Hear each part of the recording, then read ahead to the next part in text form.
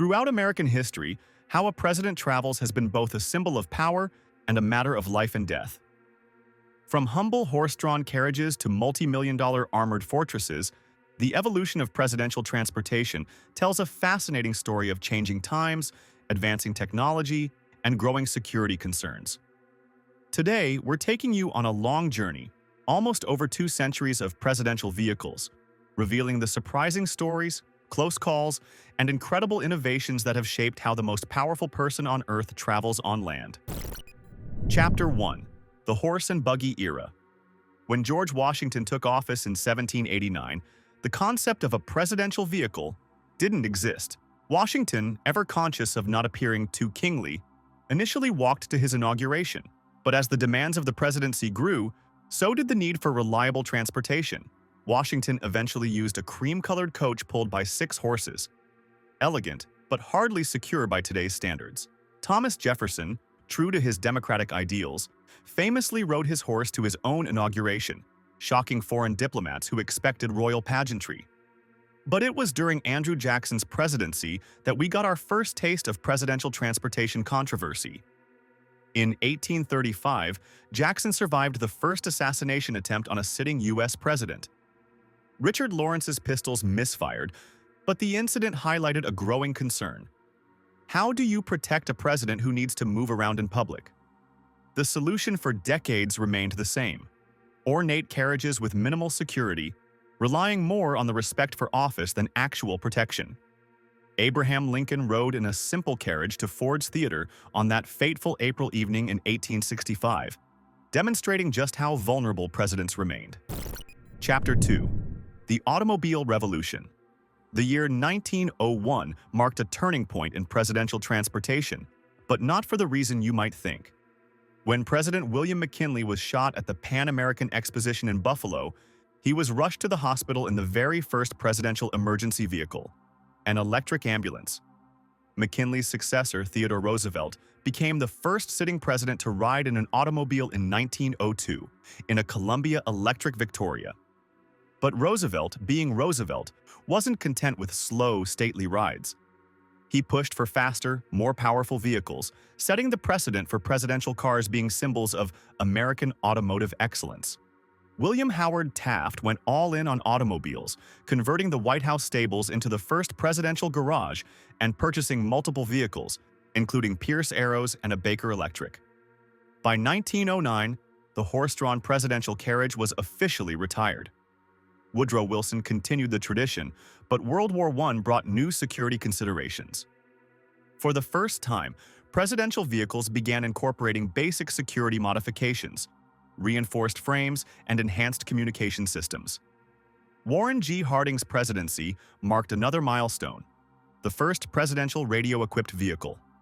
Suddenly, the president could stay in constant communication while mobile, a capability that would prove crucial in the decades to come. Chapter 3. The Security Awakening. The 1930s brought both luxury and the first real security innovations to presidential transportation. Franklin D. Roosevelt's 1939 Lincoln K-Series, nicknamed the Sunshine Special, was a convertible that showcased American prosperity during the Great Depression. But Pearl Harbor changed everything. Overnight, presidential security became a national priority.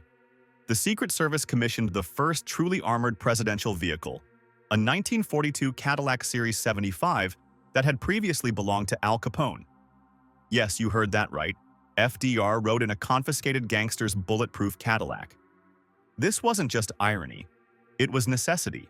The Capone car featured inch-thick bulletproof glass, armor plating, and a police siren. It was painted presidential black and served as a bridge until a proper presidential limousine could be built. Roosevelt's custom 1942 Lincoln Continental was the first car built specifically for presidential security. It featured 2-inch thick glass, armor plating, and a unique feature: a rear-facing jump seat that allowed Secret Service agents to ride backward, constantly scanning for threats. Harry Truman continued using Roosevelt's vehicles, but added a crucial innovation: the first air conditioning system in a presidential car. This wasn't just for comfort. It allowed the president to keep windows closed in crowds, significantly improving security. Chapter 4. The Television Age and Tragedy. The 1950s brought presidential transportation into the television age. Dwight D. Eisenhower's 1953 Cadillac Eldorado, nicknamed Queen Mary, was designed to be seen. Its distinctive bubble top and open design were perfect for the new medium of television and public appearances. But it was John F. Kennedy's presidency that would forever change presidential transportation. JFK's 1961 Lincoln Continental S100X was a marvel of 1960s engineering. A convertible that could transform into a closed car with a removable hardtop and a distinctive rear seat that could be raised hydraulically for better crowd visibility. The car was painted midnight blue, featured a powerful 430 cubic inch V8 engine, and could seat 7 people. It was designed for maximum public exposure, exactly what a charismatic young president wanted. On November 22, 1963, this philosophy of openness and accessibility came to a tragic end in Dallas. The assassination of President Kennedy in his own presidential limousine sent shockwaves through the Secret Service and fundamentally changed how America would protect its presidents forever. The same Lincoln Continental was immediately sent back to Ford for a complete security overhaul. It emerged as a fortress on wheels. Permanent hardtop, bulletproof glass all around, armor plating, and advanced communication systems. The age of the open presidential car was over. Chapter 5. The Fortress Era begins. Lyndon Johnson inherited the rebuilt Kennedy car, but also commissioned new vehicles that prioritize security over visibility. The 1968 Lincoln Continental featured the first sophisticated air filtration systems, designed to protect against chemical attacks. Richard Nixon's administration introduced multiple identical vehicles, the beginning of the modern decoy system. For the first time, even experts couldn't tell which car actually carried the president. The 1970s and 80s saw rapid advancement in presidential car technology. Ronald Reagan's 1983 Cadillac Fleetwood featured run-flat tires, advanced communication systems, and armor that could stop rifle rounds. After the 1981 assassination attempt, even more security features were added, including a rumored oxygen supply system. Each presidency brought new innovations. George H.W. Bush's cars featured early GPS systems, Bill Clinton's vehicles incorporated advanced encrypted communications, and the designs became increasingly militaristic in appearance. By the 1990s, presidential limousines were no longer luxury cars with security features. They were security systems that happened to look like cars. Chapter 6. The Modern Beast. Today's presidential limousine, known as the Beast, represents the pinnacle of automotive security engineering. Built by Cadillac on a heavy-duty truck chassis, it's less a car and more a rolling bunker.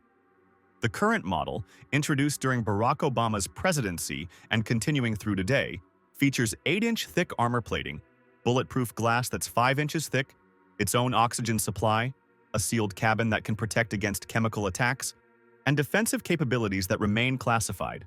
The Beast weighs nearly 20,000 pounds, as much as a small truck. It carries the president's blood type on board, has night vision capabilities, and can continue running even if all 4 tires are destroyed.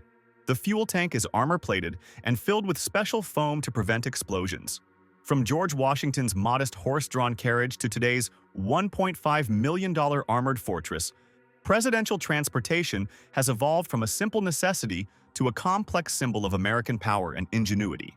Each vehicle tells the story of its era: the openness of early America, the optimism of the automotive age, the harsh realities of security threats, and today's high-tech solutions to age-old problems. The presidential car isn't just about getting from one place to another.